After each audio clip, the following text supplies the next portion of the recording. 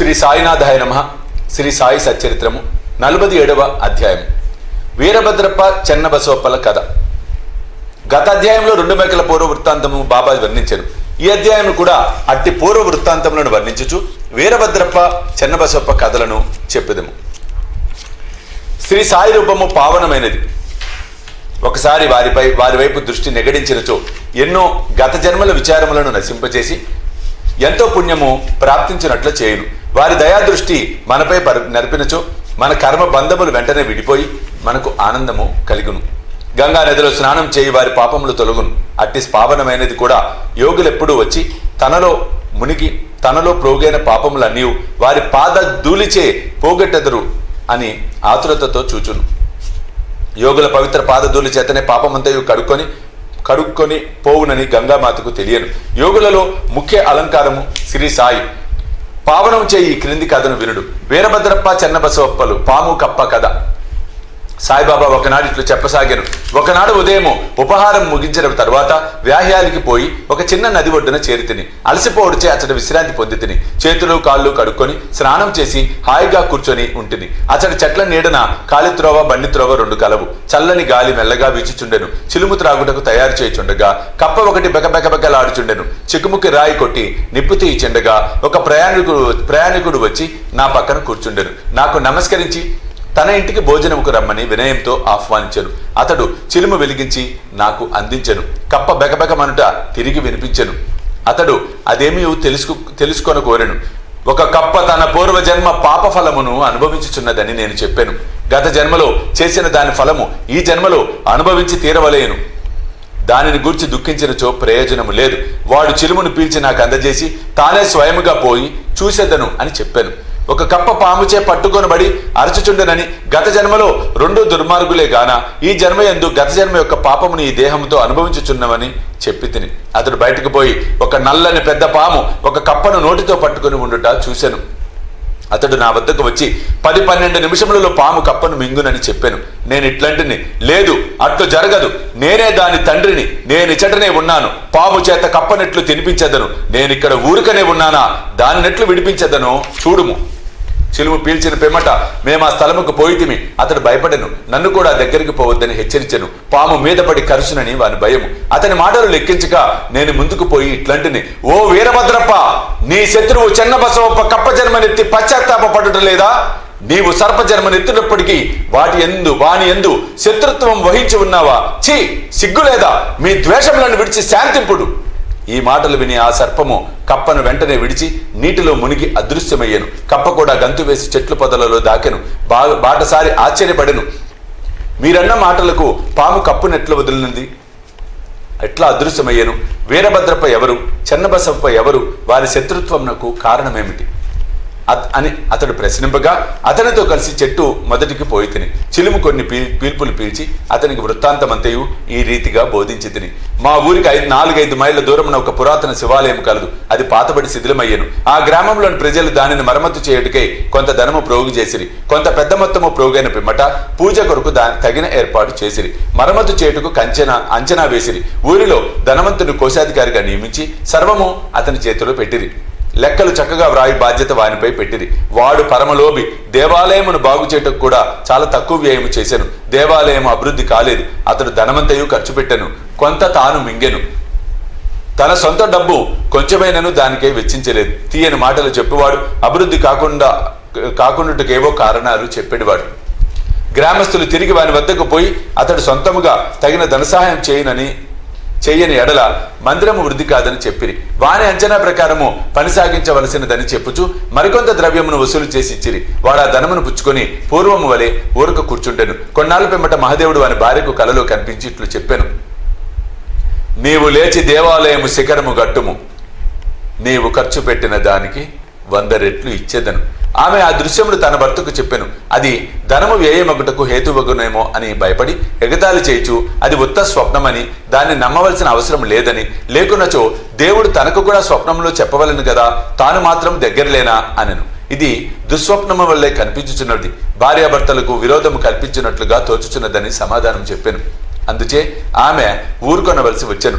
దాతలను బాధించి వసూలు చేయే పెద్ద మొత్తము చందాల యందు దేవునికి ఇష్టముండదు. భక్తితోనూ ప్రేమతోనూ మన్ననతోనూ ఇచ్చిన చిన్న మొత్తాలైన దైవం ఇష్టపడను. కొన్ని దినముల పెంబట దేవుడు ఆమెకు స్వప్నంలో తిరిగి కనిపించి ఇట్లనెను, భర్త దగ్గర ఉన్న చందాల గూర్చి చికాకు చెందని అవసరము లేదు.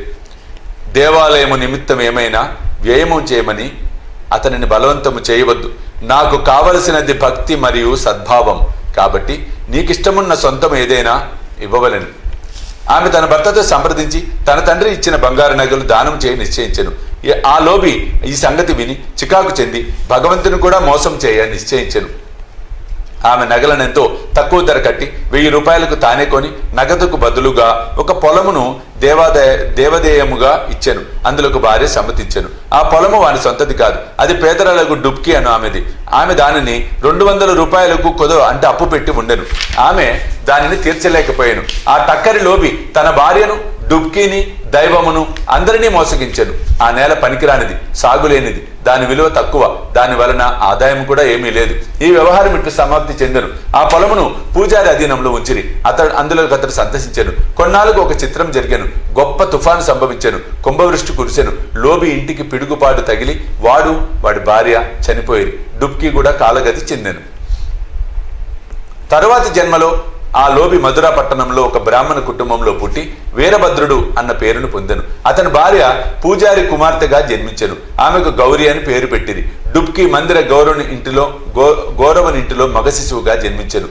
అతనికి చెన్నబసోప్ప అని పేరు పెట్టింది. ఆ పూజారి నా స్నేహితుడు. అతను నా వద్దకు తరచుగా వచ్చుచుండెను. నా వద్ద కూర్చుండి మాట్లాడుచు చిలుము పీల్చేటివాడు. అతని కుమార్తె గౌరీ కూడా నా భక్తురాలు. ఆమె త్వరగా ఎదుగుచుండెను. ఆమె తండ్రి వరుణుకై వెతుకుచుండెను. ఆ విషయంపై చికాకు పడని అవసరం లేదని, ఆమె భర్త తానే వెతుక్కొని వచ్చునని చెప్పాను. కొన్నాళ్లకు వీరభద్రప్ప తన బీద బ్రాహ్మణ బాలుడు భిక్షకై పూజారి ఇంటికి వచ్చెను. పూజారి నా సమ్మతి ప్రకారం వానికి గౌరీనిచ్చి పెళ్లి చేశాను. అతడు కూడా నా భక్తుడయ్యాను. ఏలన పిల్లలను కూర్చుంది కదా అని అతడు నా యందు విశ్వాసం చూపుచుండెను. వాడు ఈ జన్మలో కూడా ధనమునకై మిగులు తాపత్రయపడుచుండెను. నా వద్దకు వచ్చి అతడు కుటుంబంతో ఉండుడిచే తనకు ఎక్కువ ధనం వచ్చినట్లు చేయమని బతిమలాడుచుండెను. ఇట్లుండగా కొన్ని విచిత్రములు జరిగాను. ధరలు హఠాత్తుగా పెరిగాను. గౌరీ అదృష్టము కొద్దీ పొలము ధర పెరిగాను. కానుకగా ఇచ్చిన పొలము 1,00,000 రూపాయలకు అమ్మిరి. ఆమె ఆభరణముల విలువకు 100 రెట్లు వచ్చెను. అందులో సగము నగదునిచ్చిరి. మిగతా దానిని 25 వాయిదాలలో వాయిదాకు 2,000 రూపాయల చప్పున ఇచ్చుటకు నిశ్చయించిరి. అందరూ సమ్మతించిరి. కానీ ధనమునకై తగులాడిరి. సలహా కొరకు నా వద్దకు వచ్చిరి. ఆ ఆస్తి మహాదేవునిది కాబట్టి పూజారి కొడుకులు లేనందున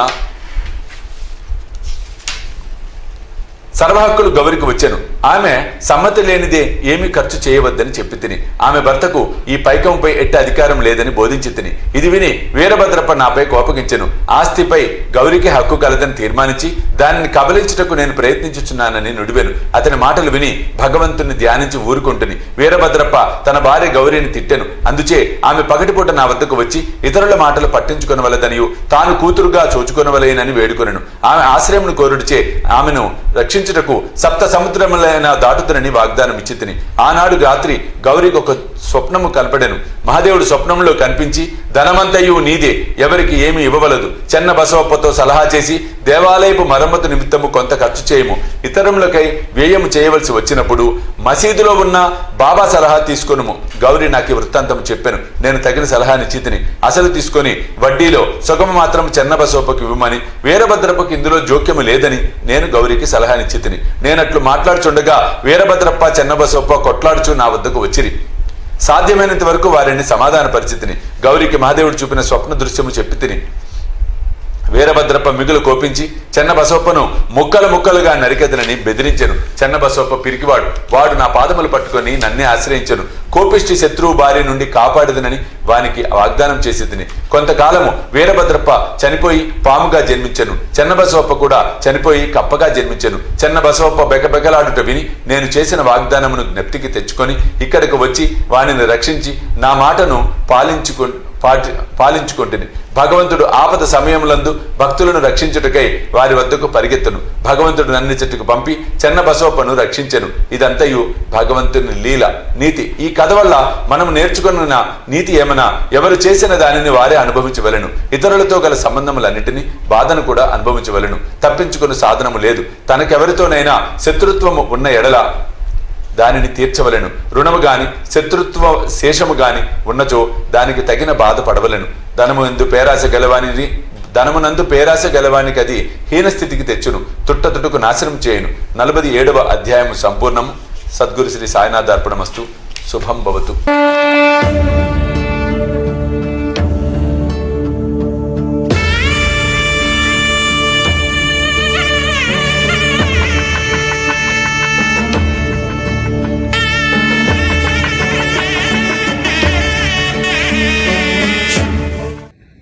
సాయి దివ్య రక్షా కవచ